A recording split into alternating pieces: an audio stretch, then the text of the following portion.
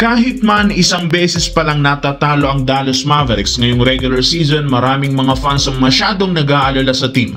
Sa performance nga nila, siguradong mahihirapan na makakuha ng panalo sa mga susunod na laro, lalo kapag nakatapat nila ang mas malalakas na contender sa Western Conference. Hindi nga naging sapat ang nakukuhang tulong ni Anthony Davis sa kanyang mga kakampi. Nag-a-adjust pa rin naman hanggang sa ngayon sa NBA bilang point guard si Cooper Flagg, habang iba naman niyang kakampi kagaya ni Klay Thompson patuloy na nagiging inconsistent. Sa madaling salita, malinaw na kailangan pa rin ng Dallas Mavericks ang isang Kyrie Irving para mabuhat nito ang team. Si Irving lang naman ang nag-iisang player nila na may kakayahang magdala ng opensa sa Dallas laban sa mga contenders sa West. Pero kagaya ng inilabas na balita, bagamat may posibilidad pa rin na makahabol si Irving ngayong kampanya, mangyayari pa naman ito pagkatapos ng All-Star break o kung hindi naman mismong sa playoffs.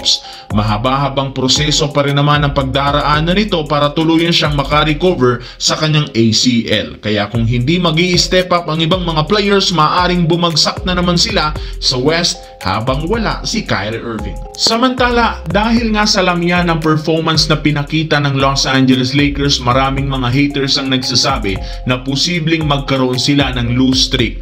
Puro malalakas na contender rin naman ang kanilang makakatapat kagaya ng Minnesota Timberwolves na 2 beses nilang makakaharap ngayong buwan. Kaya kailangan talaga ng Lakers doble ingat at maging pisikal kung ayaw nilang bumagsak. Pero ilang linggo lang na naman ang titiisin ng team sa ganitong kaligayan dahil once na bumalik na at maglarong muli sa lineup si LeBron James, ito mismo ang magpapabago sa takbo ng kupunan. Ayon sa balita ni Shams, posibleng sa second week ng Nobyembre inaasahang magbabalik muli si LeBron sa Lakers. Kaya habang wala ito sa lineup, kailangan muna ng ibang mga player na mag-step up, lalo si Luka Doncic sa opensa upang makakuha sila kahit papano ng panalo at maiwasang bumagsak sa standings ng Western Conference habang wala pa si LeBron James.